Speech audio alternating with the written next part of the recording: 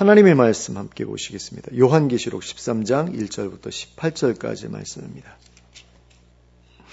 요한계시록 13장 1절부터 18절까지를 함께 합독하도록 하겠습니다.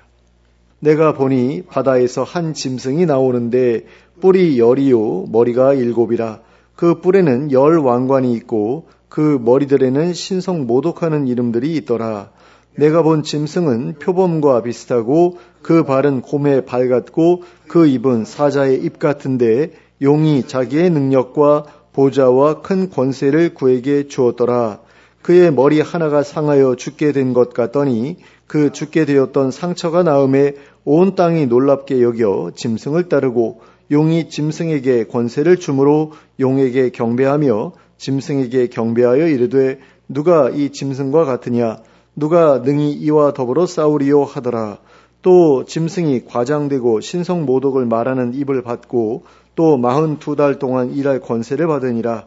짐승이 입을 벌려 하나님을 향하여 비방하되 그의 이름과 그의 장막 곧 하늘에 사는 자들을 비방하더라. 또 권세를 받아 성도들과 싸워 이기게 되고 각 족속과 백성과 방언과 나라를 다스리는 권세를 받으니 죽임을 당한 어린 양의 생명책에 창세 이후로 이름이 기록되지 못하고 이 땅에 사는 자들은 다 그 짐승에게 경배하리라. 누구든지 귀가 있거든 들을지어다. 사로잡힐 자는 사로잡혀 갈 것이요 칼에 죽을 자는 마땅히 칼에 죽을 것이니 성도들의 인내와 믿음이 여기 있느니라. 내가 봄에 또 다른 짐승이 땅에서 올라오니 어린 양같이 두 뿔이 있고 용처럼 말을 하더라. 그가 먼저 나온 짐승의 모든 권세를 그 앞에서 행하고 땅과 땅에 사는 자들을 처음 짐승에게 경배하게 하니 곧 죽게 되었던 상처가 나은 자니라. 큰 이적을 행하되 심지어 사람들 앞에서 불이 하늘로부터 땅에 내려오게 하고 짐승 앞에서 받은 바 이적을 행함으로 땅에 거하는 자들을 미혹하며 땅에 거하는 자들에게 이르기를 칼에 상하였다가 살아난 짐승을 위하여 우상을 만들라 하더라. 그가 권세를 받아 그 짐승의 우상에게 생기를 주어 그 짐승의 우상으로 말하게 하고 또 짐승의 우상에게 경배하지 아니하는 자는 몇이든지 다 죽이게 하더라. 그가 모든 자, 곧 작은 자나 큰 자나 부자나 가난한 자나 자유인이나 종들에게 그 오른손에나 이마에 표를 받게 하고 누구든지 이 표를 가진 자 외에는 매매를 못하게 하니 이 표는 곧 짐승의 이름이나 그 이름의 수라. 지혜가 여기 있으니 총명한 자는 그 짐승의 수를 세어보라. 그것은 사람의 수니 그의 수는 666이니라. 아멘. 지난주에 우리는 사도 요한이 보았던 두 가지 이적에 대해 살펴보았습니다. 첫 번째 이적은 해를 옷처럼 입고 달을 밟고 서 있으며 그 머리에 12별의 관을 쓰고 있는 한 여자가 아이를 베어 해산하게 된 일이었습니다. 두 번째 이적은 한 큰 붉은 용이 하늘의 별 3분의 1을 끌어다가 땅에 던지고 그 여자가 낳는 아기를 삼키려고 했던 일이었습니다. 사도 요한이 보았던 이 이적들은 하나님께서 그리스도를 일으키시고 교회를 성장시키셨던 일과 더불어 그리스도의 사역을 방해하기 위해 사탄이 벌였던 일을 상징하는 이적들이었습니다. 그리고 이 두 이적이 서로 충돌한 결과 사탄은 더 이상 하나님께서 거하시는 하늘에 머물 수 없게 되었습니다. 그래서 이 땅으로 쫓겨 내려왔습니다. 그리고 그 후로는 그 아기를 낳은 여인, 곧 교회를 박해함으로써 자신이 하늘에서 쫓겨난 것에 대한 원한을 갚고자 하였습니다. 그러나 교회는 하나님의 도우심으로 광야로 도피하였고 안전한 장소에서 보호를 받았습니다. 하지만 사탄은 교회에 대한 공격을 멈추지 않았습니다. 그래서 마침내 교회와 더불어 전면전을 치르기 위해 자기를 따르는 무리와 함께 바닷가에 모여 섰습니다. 여기까지가 지난주에 우리가 살펴보았던 요한계시록 12장의 내용입니다. 그리고 오늘 우리는 요한계시록 13장에 기록된 두 짐승에 대한 내용을 살펴보게 될 것입니다. 먼저 1절과 2절 말씀을 보시겠습니다. 내가 보니 바다에서 한 짐승이 나오는데 뿔이 10이요 머리가 7이라. 그 뿔에는 10 왕관이 있고 그 머리들에는 신성 모독하는 이름들이 있더라. 내가 본 짐승은 표범과 비슷하고 그 발은 곰의 발 같고 그 입은 사자의 입 같은데 용이 자기의 능력과 보좌와 큰 권세를 그에게 주었더라. 자, 여기에서는 사탄의 두 짐승 중에서 바다에서 등장한 첫 번째 짐승을 소개하고 있습니다. 그런데 이 짐승이 바다에서 등장했던 이유는 바닷가에 서 있는 자신의 패거리들과 함께 싸우기 위해서였습니다. 사탄은 교회와의 전쟁을 위해 이 짐승을 바다에서 불러 올려서 그와 함께 힘을 모아 싸우려고 했던 것입니다. 그런데 성경에서는 바다를 혼란한 세상을 상징하는 이미지로 사용할 때가 많습니다. 그런 점에서 이 짐승은 혼란한 세상을 배경으로 탄생한 어떤 존재를 상징한다고 볼 수 있을 것입니다. 그리고 이 짐승에 대한 묘사를 잘 살펴보면 앞서 보았던 큰 붉은 용의 모습과 너무나 비슷한 모습을 하고 있음을 알 수 있게 됩니다. 이 짐승 역시 큰 붉은 용과 마찬가지로 7머리에 10개의 뿔을 가지고 있었습니다. 그러나 뿔과 머리가 언급되는 순서가 서로 다른 것을 볼 수 있습니다. 큰 붉은 용은 머리 다음에 뿔을 말하고 있는 반면에 이 짐승은 뿔 다음에 머리를 말하고 있습니다. 그리고 큰 붉은 용은 7머리에 7왕관을 썼다고 하였는데 이 짐승은 10뿔에 10왕관을 썼다고 하였습니다. 이런 부분들에서 서로 간에 조금의 차이점이 나타나고 있는 것을 볼 수 있습니다. 그러나 이 큰 붉은 용과 짐승이 가지고 있는 10뿔은 모두 동일한 대상을 상징합니다. 그것은 바로 10명의 왕입니다. 다니엘서 7장에서 소개하고 있는 짐승에게 있었던 10뿔도 그리고 요한계시록 17장에서 소개하고 있는 짐승에게 있었던 10뿔도 모두 10명의 왕을 상징한다고 천사들이 직접 설명해 주고 있는 것을 확인할 수 있습니다. 그리고 7머리에는 신성 모독하는 이름들이 있었다고 하였습니다. 그러면 이 7머리의 정체는 무엇이었을까요? 요한계시록 17장 9절과 10절에서는 이렇게 말씀하고 있습니다. 지혜 있는 뜻이 여기 있으니 그 7머리는 여자가 앉은 7산이요 또 7왕이라. 5은 망하였고 하나는 있고 다른 하나는 아직 이르지 아니하였으나 이르면 반드시 잠시 동안 머무르리라. 자, 여기에서 볼 수 있듯이 7머리는 7왕이다 라고 말하고 있습니다. 그러니까 10뿔은 10왕이고 7머리는 7왕이라는 것입니다. 그런데 뿔도 왕이고 머리도 왕이라면 그 붉은 용이나 짐승이나 모두 17명의 왕이 차례대로 다스렸던 어떤 나라를 다스리는 것이라고 볼 수 있을 것입니다. 그리고 이 7머리에 신성 모독하는 이름들이 있었다고 하는 것을 보면 이 7명의 왕들이 다른 10왕들보다 더 심하게 교회를 핍박하고 하나님을 대적했던 왕들이었다는 것을 알 수 있게 됩니다. 그런데 이 큰 붉은 용이나 짐승이 초대교회 당시에 로마 제국을 가리키는 것이라고 보게 된다면 한 가지 문제점에 대한 해결책이 필요합니다. 그것은 로마 황제의 숫자가 17명을 훌쩍 뛰어넘는다는 것입니다. 기독교에 대한 박해를 중지시켰던 콘스탄티누스 황제는 로마의 황제 중에서 44대째 황제였습니다. 그리고 그 사람 이전까지는 기독교에 대한 핍박이 끊이지 않았습니다. 제17대 로마 황제가 물러난 이후에도 기독교에 대한 핍박은 계속되었습니다. 그런 점에서 용과 짐승의 7머리와 10뿔이 상징하고 있는 것은 제1대부터 17대까지의 로마 황제가 아니라고 볼 수 있습니다. 그 7머리와 10뿔은 로마의 황제들 중에서도 교회에 대해 특별히 적대적이었던 17명의 황제들을 가리키는 것이라고 보아야 합니다. 그런데 사도 요한은 이 짐승을 보고서 표범과 비슷한 몸에 곰과 같은 발을 가졌고 사자와 같은 입을 가졌다고 묘사하였습니다. 이것은 이 짐승의 기동성과 파괴력 그리고 강력한 영향력을 의미한다고 할 수 있습니다. 그리고 이러한 짐승에 대한 묘사는 로마 제국이 주변 국가들을 침략해 나갔던 정복해 나갔던 시기의 모습을 그대로 묘사한 것처럼 느껴지기도 합니다. 그런데 사도 요한은 이렇게나 빠르고 힘있고 강력하기 짝이 없는 짐승에게 그 큰 붉은 용이 자기의 능력과 보좌와 큰 권세까지 주었다고 하였습니다. 이 짐승이 시간이 흐를수록 그 누구도 대적할 수 없을 정도로 어마어마한 능력과 권세와 영향력을 소개하게 되었다는 것입니다. 자, 그 다음으로는 3절과 4절 말씀을 함께 보시겠습니다. 그의 머리 하나가 상하여 죽게 된 것 같더니 그 죽게 되었던 상처가 나음에 온 땅이 놀랍게 여겨 짐승을 따르고 용이 짐승에게 권세를 주므로 용에게 경배하며 짐승에게 경배하여 이르되 누가 이 짐승과 같으냐 누가 능히 이와 더불어 싸우리요 하더라. 여기에서는 이 짐승에게 벌어졌던 어떤 특별한 사건에 대해 소개하고 있는 것을 볼 수 있습니다. 이 짐승의 머리 중에 하나가 상하여 죽게 된 것 같았는데 그 죽게 되었던 상처가 낫게 되자 온 땅이 놀랍게 여겨 이 짐승을 따르게 되었다는 것입니다.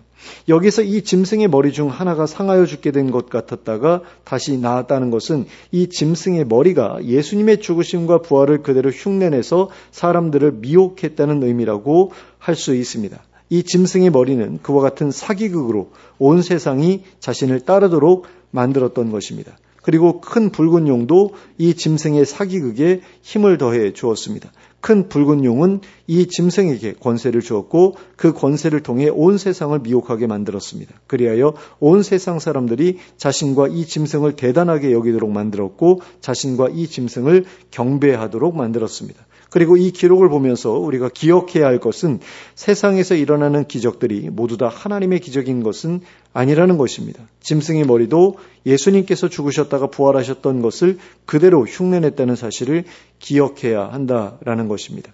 그러므로 기적적인 일이 일어났다고 해서 거기에 무작정 마음이 사로잡히게 만들어서는 안 됩니다. 중요한 것은 그 기적적인 일이 참으로 하나님으로부터 말미암은 일인가 하는 것을 온전히 분별하는 것이라고 할 수 있습니다. 만약에 그 일이 하나님으로 말미암아 일어난 일이 아니라고 한다면 우리는 오히려 그 일을 행한 사람을 멀리해야 합니다. 그 일은 결코 우리에게 유익한 일이 될 수 없을 것이며 오히려 우리를 넘어뜨리는 일이 될 것이기 때문입니다. 그러므로 마땅히 경계하고 또 경계해야만 할 것입니다. 그 다음으로는 5절부터 8절까지의 말씀을 보시겠습니다. 또 짐승이 과장되고 신성모독을 말하는 입을 받고 또 42달 동안 일할 권세를 받으니라. 짐승이 입을 벌려 하나님을 향하여 비방하되 그의 이름과 그의 장막 곧 하늘에 사는 자들을 비방하더라. 또 권세를 받아 성도들과 싸워 이기게 되고 각 족속과 백성과 방언과 나라를 다스리는 권세를 받으니 죽임을 당한 어린 양의 생명책에 창세 이후로 이름이 기록되지 못하고 이 땅에 사는 자들은 다 그 짐승에게 경배하리라. 자, 여기에는 이 짐승이 용에게서 받은 권세를 가지고 벌였던 일들이 기록되어 있습니다. 이 짐승은 용으로부터 과장되고 신성모독을 말하는 입을 받았고 또 42달 동안 일할 권세를 받았습니다. 그런데 이 42달은 3년 반이라는 기간과 동일한 기간입니다. 이 기간 동안 이 짐승은 입을 벌려 하나님을 비방하되 하나님의 이름과 하나님의 장막 곧 하늘에 사는 자들을 비방할 것이었습니다. 그뿐 아니라 이 짐승은 용으로부터 받은 권세를 가지고 성도들과 싸워 이길 것이고 각 족속과 백성과 방언과 나라를 다스리는 권세도 받아가지고는 어린 양의 생명책에 이름이 기록되지 못한 사람들을 다스리게 될 것이었습니다. 여기서 우리가 주목해야 할 것은 7절에서 이 짐승이 성도들과 싸워 이길 것이라고 말씀하고 있다는 것입니다. 그런데 하나님께서 온 세상을 다스리신다면 어떻게 이런 일이 가능한 것일까요? 하나님께서 사탄을 하늘에서 내어 쫓으셨는데 어떻게 사탄이 성도들을 이길 수 있다는 것일까요? 그것은 사탄이 이 땅으로 내어 쫓겼다고는 하지만 여전히 엄청난 능력과 권세를 발휘할 수 있는 상태이기 때문입니다. 무엇보다 아직까지는 이 땅에서 무적행으로 내어 쫓기지 않은 상태이기 때문입니다. 그래서 성도들이 대적하여 이기기에는 여전히 버거운 상대일 수밖에 없었기 때문입니다. 그런데 우리는 사도 요한이 이런 일이 벌어질 것에 대해 예언하면서도 그 일에 대해 별로 특별한 일이 아닌 것처럼 말하고 있는 것을 볼 수 있습니다. 9절과 10절 말씀입니다. 누구든지 귀가 있거든 들을지어다. 사로잡힐 자는 사로잡혀 갈 것이요 칼에 죽을 자는 마땅히 칼에 죽을 것이니 성도들의 인내와 믿음이 여기 있느니라. 자, 사로잡힐 사람은 사로잡혀 갈 것이고 칼에 죽을 사람은 칼에 죽을 것이라고 하였습니다. 모든 것이 하나님께서 정해 놓으신 대로 되어질 것이다 라는 그런 식으로 말하고 있는 것을 보게 됩니다. 그리고 이런 일들을 통해 성도들의 인내와 믿음이 드러나게 될 것이라고 하였습니다. 참 성도들이라면 마땅히 하나님을 믿고 인내할 것이라는 것입니다. 그러므로 너희도 하나님을 믿고 인내하라는 거죠. 그 이유가 무엇이겠습니까? 많은 성도들이 이 짐승에게 사로잡히고 칼에 죽임을 당하게 될 것이지만 그러나 결국에는 이 짐승도 하나님께 사로잡히고 칼에 죽임을 당하게 될 것이기 때문입니다. 하나님께서 반드시 성도들의 원수를 갚아 주실 것이기 때문입니다. 그리고 그들에게 마땅한 보상을 해 주실 것이기 때문이죠. 그 다음으로는 11절 말씀을 보시겠습니다. 내가 보매 또 다른 짐승이 땅에서 올라오니 어린 양같이 두 뿔이 있고 용처럼 말을 하더라. 자, 여기에서는 사탄의 두 짐승 중에서 땅에서 등장한 두 번째 짐승을 소개하고 있습니다. 여기서 언급하고 있는 땅 역시 바다와 마찬가지로 온 세상을 가리키는 이미지로 사용되고 있습니다. 두 짐승 중에서 하나는 바다에서 등장했고 다른 하나는 땅에서 등장했는데 바다나 땅이나 이 세상을 의미한다는 점에서는 차이가 없다고 볼 수 있습니다. 그리고 여기서 말하고 있는 바다와 땅은 어떤 장소적인 차이를 말하고 있는 것이라기보다는 시기적인 차이를 말하고 있는 것으로 볼 수 있습니다. 성경에서 바다는 안정되지 않은 매우 혼란한 상태를 상징합니다. 반면에 땅은 견고하고 안정된 상태를 상징합니다. 그렇다면 바다와 땅 사이의 이러한 차이점은 이 짐승들 가운데 한 짐승은 세상이 매우 혼란스러운 시기에 등장할 것이고 그리고 또 다른 한 짐승은 세상의 혼란이 잦아들어 어느 정도 안정된 시기에 등장할 것이라는 것을 의미한다고 생각해 볼 수 있습니다. 그리고 이 짐승은 용이나 첫 번째 짐승과는 달리 7머리에 10뿔이 아니라 하나의 머리에 새끼 양과 같이 2뿔이 있었다고 하였습니다. 그리고 용처럼 말했다고도 하였습니다. 그리고 이것은 이 짐승이 자신을 예수 그리스도처럼 꾸미고 활동했다는 의미라고 볼 수 있을 것입니다. 그 다음으로는 12절과 13절 말씀입니다. 그가 먼저 나온 짐승의 모든 권세를 그 앞에서 행하고 땅과 땅에 사는 자들을 처음 짐승에게 경배하게 하니 곧 죽게 되었던 상처가 나은 자니라. 큰 이적을 행하되 심지어 사람들 앞에서 불이 하늘로부터 땅에 내려오게 하고. 자, 여기에서 우리는 이 두 번째 짐승이 행했던 놀라운 이적들에 대해 확인할 수 있습니다. 이 짐승은 먼저 나온 짐승의 모든 권세를 그 앞에서 행했습니다. 여기에서 그 앞에서의 그는 먼저 나온 짐승, 즉 첫 번째 짐승을 가리킵니다. 그러니까 첫 번째 짐승을 뒤에 두고 그 앞에서 두 번째 짐승이 이적을 행했다라는 거죠. 그리고 두 번째 짐승은 땅과 땅에 사는 자들로 하여금 첫 번째 짐승에게 경배하게 하였습니다. 그리고 심지어 이 두 번째 짐승은 사람들 앞에서 불이 하늘에서 땅에 내려오게 하는 것과 같은 큰 이적도 행했습니다. 그런데 이 이적은 엘리야 선지자가 갈멜산에서 행했던 이적이기도 합니다. 그리고 그때의 바알 선지자들은 이 이적을 따라 행하지 못했었습니다. 그런데 이 짐승은 엘리야 선지자가 행했던 그 이적을 그대로 흉내냈다는 것입니다. 그러니 수많은 사람들이 이 이적에 미혹되었던 것도 이상한 일이 아니었습니다. 그 다음으로는 14절과 15절 말씀입니다. 짐승 앞에서 받은 바 이적을 행함으로 땅에 거하는 자들을 미혹하며 땅에 거하는 자들에게 이르기를 칼에 상하였다가 살아난 짐승을 위하여 우상을 만들라 하더라. 그가 권세를 받아 그 짐승의 우상에게 생기를 주어 그 짐승의 우상으로 말하게 하고 또 짐승의 우상에게 경배하지 아니하는 자는 몇이든지 다 죽이게 하더라. 자, 수많은 사람들이 큰 이적을 통해 자신을 따르게 되자 이 두 번째 짐승은 사람들로 하여금 첫 번째 짐승의 우상을 만들게 하였습니다. 그리고는 권세를 받아 첫 번째 짐승의 우상에게 생기를 주어 그 우상으로 하여금 말을 하게 하였습니다. 그리고는 자신을 따르는 사람들로 하여금 그 짐승의 우상에게 경배하지 않는 사람들을 다 죽이게 하였습니다. 그 다음으로는 16절과 17절 말씀입니다. 그가 모든 자, 곧 작은 자나 큰 자나 부자나 가난한 자나 자유인이나 종들에게 그 오른손에나 이마에 표를 받게 하고 누구든지 이 표를 가진 자 외에는 매매를 못하게 하니 이 표는 곧 짐승의 이름이나 그 이름의 수라. 자, 그리고 이 짐승은 세상의 모든 사람들에게 그 오른손에나 이마에 표를 받게 했습니다. 이것은 그 사람이 이 짐승에게 속한 이 짐승을 섬기는 사람이라는 증표였습니다. 그리고 이 증표를 가진 사람들 외에는 매매를 하지 못하게 하였습니다. 모든 경제 활동이 불가능하게 만들어 버렸다는 것입니다. 그런데 우리는 로마 시대의 기독교인들에게도 이와 똑같은 방식으로는 아니었지만 경제적으로 혹독한 박해가 가해졌었던 것을 알고 있습니다. 로마인들은 황제의 동상에 경배하지 않는 기독교인들을 엄하게 처벌했습니다. 그리고 그들이 경제적인 활동을 할 수 없도록 만들어 버렸습니다. 물론 초대교회 당시의 로마인들이 자기들의 신분을 증명하기 위해 오른손에나 이마에 표를 받았다는 기록은 존재하지 않습니다. 하지만 우리는 특정 민족이나 종교인들에 대한 박해가 심해지게 되면 이와 같은 일들이 충분히 벌어질 수 있게 된다는 사실을 지나간 역사를 통해 알고 있습니다. 2차 세계대전 당시에 나치 독일에서는 유대인들에게 노란색으로 된 별 모양의 표식을 가슴에 달게 했습니다. 그리하여 독일인들과 그들을 구별하고 차별했습니다. 그러므로 그 반대의 표식을 사용하는 것도 충분히 가능한 일일 것입니다. 그런 점에서 이와 같은 일들에 대해 실제로 벌어지게 될 가능성이 조금도 없다고 말할 수는 없을 것입니다. 그런데 여기에는 우리가 반드시 한 가지 기억하고 넘어가야 할 것이 있습니다. 그것은 정말로 이런 일이 벌어지게 되었을 때 그 일은 절대로 당사자들 모르게 이루어지지 않을 것이라는 것입니다. 본문에서 볼 수 있듯이 이 일은 강력한 권세를 잡고 있는 사람들이 자기들을 맹목적으로 추종하고 있는 사람들을 동원해서 강제적으로 그리고 드러내놓고 추진한 일이었습니다.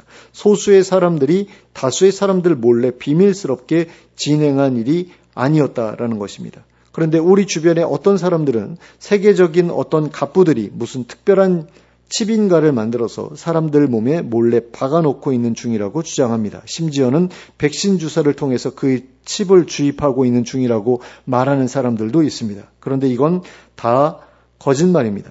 본문에서는 그런 표를 받게 하는 일이 절대로 그런 비밀스러운 방식으로 진행되는 일이 아니라는 것을 분명하게 보여주고 있습니다. 누군가가 명령을 내려서 그 표를 받으라고 대놓고 요구할 것이라고 분명하게 이야기하고 있습니다.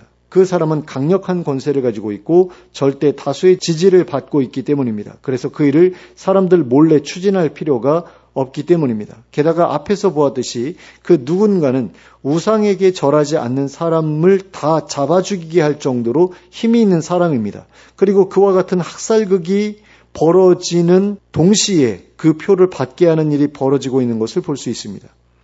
그러니까 학살극이 먼저 벌어진 다음에 그 표를 받게 하는 명령이 뒤따라서 나왔을 수도 있지만 시기적으로 동시대에 벌어지고 있는 일이었다라는 것만큼은 분명해 보입니다. 그런데 우리에게는 아직까지 그런 일이 벌어진 적이 없습니다. 우상에게 절하지 않으면 죽이겠다고 말하는 권력자도 등장한 적이 없고 정부에서 국민들에게 오른손에나 이마에 표를 받으라고 요구한 적도 없습니다. 오른손에나 이마에 백신을 맞으라고 한 적도 없습니다. 그런데 서울의 어느 지하철역 근처에 가면 베리칩인가 뭔가 하는 그런 칩을 받지 말아야 한다고 또는 백신을 맞지 말아야 한다고 하는 가운데 사람들에게 전도하는 사람들이 있다고 합니다. 그 사람들은 성경을 제대로 이해하지 못한 거죠. 그러므로 그런 말도 안 되는 헛된 주장에 흔들리지 마시기 바랍니다. 혹시라도 기독교에 대한 극심한 핍박이 시작된다면 그때 가서 본문에서 말하고 있는 그 표를 받는 일에 대해서 걱정하고 조심하더라도 늦지 않습니다. 근데 지금부터 벌써 몰래 칩을 박아놓고 있다. 이런 말에 속아 넘어가서는 곤란하다라는 거죠. 그래가지고 백신 맞지 않다가 병에 걸려서 죽게 되는 그런 일이라도 생기면 그건 오히려 기독교에 대해서 사람들의 인식을 나쁘게 만드는 일이기 때문에 우리가 주의할 필요가 있다는 겁니다. 하지만 지금은 아닙니다. 우리에게 표를 받으라고 할 만한 사람도 존재하지 않을 뿐더러 백신을 맞는 것 역시 아무런 문제가 되지 않습니다. 그러니 그런 말에 속아 넘어가지 않도록 주의하시기 바랍니다. 그 다음으로는 17절과 18절 말씀입니다.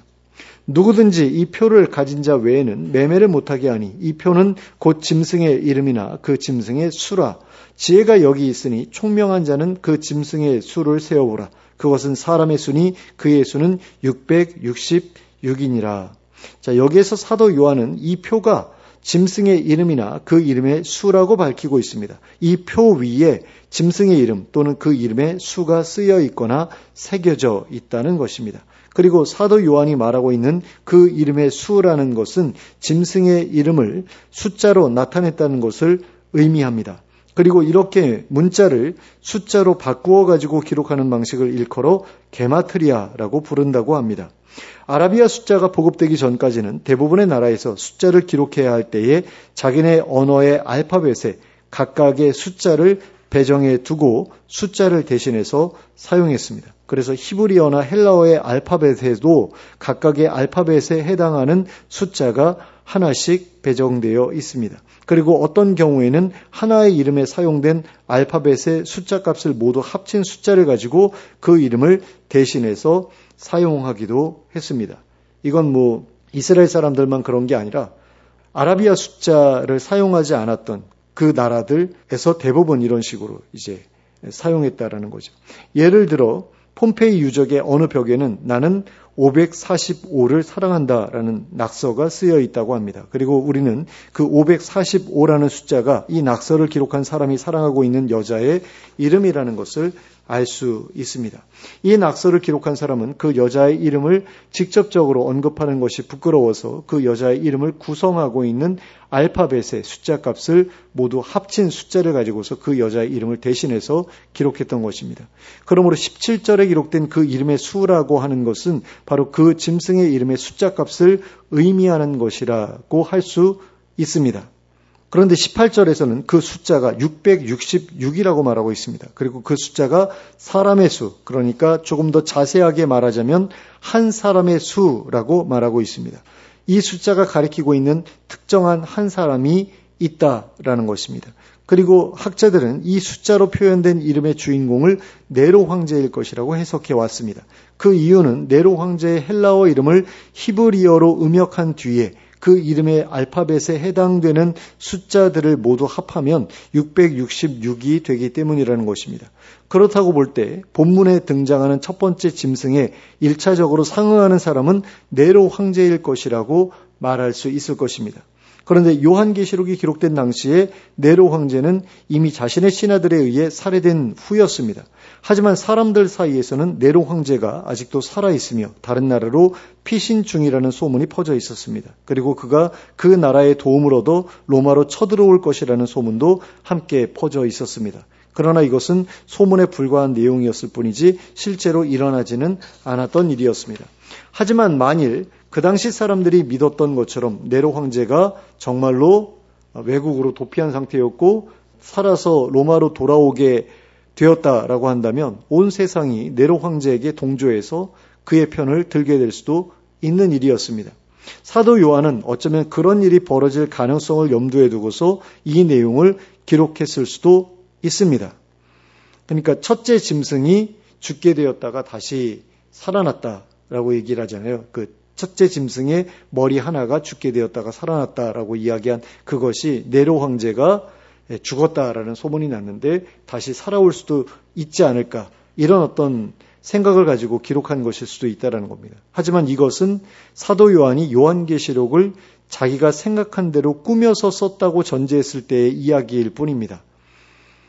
그러니까 사도 요한이 그냥 대충 그렇게 되지 않을까라고 생각해서 요한계시록을 기록했어라고 믿는다면 이런 이야기들을 받아들일 수 있겠죠. 하지만 사도 요한이 정말로 하나님께서 보여주신 환상을 보고서 요한계시록을 기록했다면 그 짐승의 머리는, 이 짐승의 머리는 네로 황제보다는 미래에 등장하게 될 어떤 적그리스도적인 존재를 의미한다고 생각하는 것이 더 적절할 것입니다. 왜냐하면 네로 황제는 요한계시록이 기록되기 전에 이미 죽은 상태였기 때문입니다. 그러니까 이 짐승이 로마를 상징할 수 있고 또 그리고 그 머리나 뿔들이 그 나라의 어떤 황제들, 하나님을 대적했던 황제들을 상징할 수 있는데 그 죽었다가 다시 살아났다라는 게 꼭 네로 황제하고 연결지어서 생각할 부분은 아니다라는 것이죠.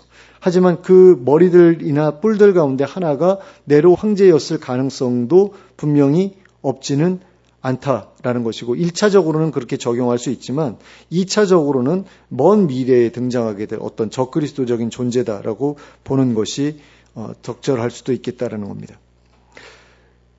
자, 그래서 사도 요한이 그 짐승의 머리를 네로 황제일 것이라고 생각했을 수도 있겠지만 그것은 그저 우리의 추측일 뿐이다라는 것을 좀 염두에 둘 필요가 있겠습니다. 그리고 만일 이 인물을 종말에 등장할 어떤 인물이라고 생각한다면 이 인물은 지금보다 훨씬 더 먼 미래에 등장하게 될 인물이라고 생각해야 하지 않을까 싶습니다. 그리고 본문의 내용대로라면 이 인물은 세상 사람들로부터 신적인 존재로 높임을 받게 될 것이고 초자연적인 능력도 행하게 될 것이 분명해 보입니다. 그리고 그 능력을 가지고서 우리 믿는 사람들을 핍박하려 할 것이고 그 핍박은 분명히 성공하게 될 것입니다. 수많은 기독교인들이 그에 의해 죽임을 당하고 경제 활동에 큰 제약을 받아 굶주리다 죽게 될 것입니다. 로마 시대에 이미 일어난 일인데 마지막 때에도 이 일이 다시 일어날 수 있다라는 것을 우리가 염두에 둘 필요가 있다라는 거죠. 어떤 분들은 이게 그 초대교회 당시에 벌어졌던 그 일들에 대한 그런 내용으로 국한해서 보아야 된다라고 말하는 사람들도 있습니다.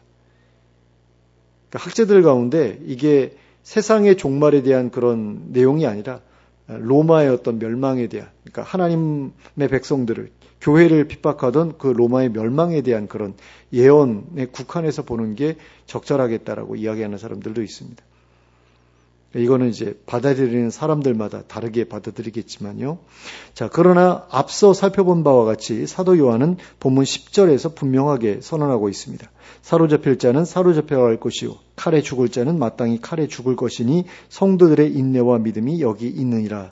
자, 성도들이라고 하더라도 짐승으로 인해 벌어지는 이 고난을 피할 수는 없을 것이라는 것입니다. 그리고 이 고난의 때야말로 성도들의 인내와 믿음이 온전히 드러나게 되는 때가 될 것입니다. 자, 11장에서 우리는 거룩한 성이 42달 동안 이방인들에게 짓밟히게 되리라는 예언을 보았습니다. 또 12장에서 우리는 해를 옷처럼 입은 여인이 이 땅으로 쫓겨난 큰 붉은 용의 공격을 받아 1260일 또는 한 때와 두 때와 반 때를 광야로 피하여 있게 되리라는 예언을 보았습니다.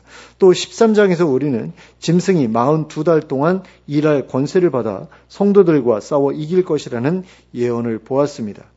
본문은 이처럼 하나님의 백성들이 3년 반에 이르는 기간 동안 극심한 환난을 당하게 될 것이라고 예언하고 있습니다. 물론 그 환난이 지나간 다음에 우리는 하나님 나라에 들어가 하나님의 완전한 보호 가운데 머물게 될 것입니다. 하지만 그 환난의 기간 동안에는 반드시 사로잡히거나 죽게 될 사람들이 나오게 될 것입니다. 그리고 그 환난의 기간 동안 수많은 사람들이 하나님을 배반하고 사탄의 편에 서게 될 것입니다. 자신의 생명을 구하기 위해 적 그리스도를 쫓게 될 것입니다.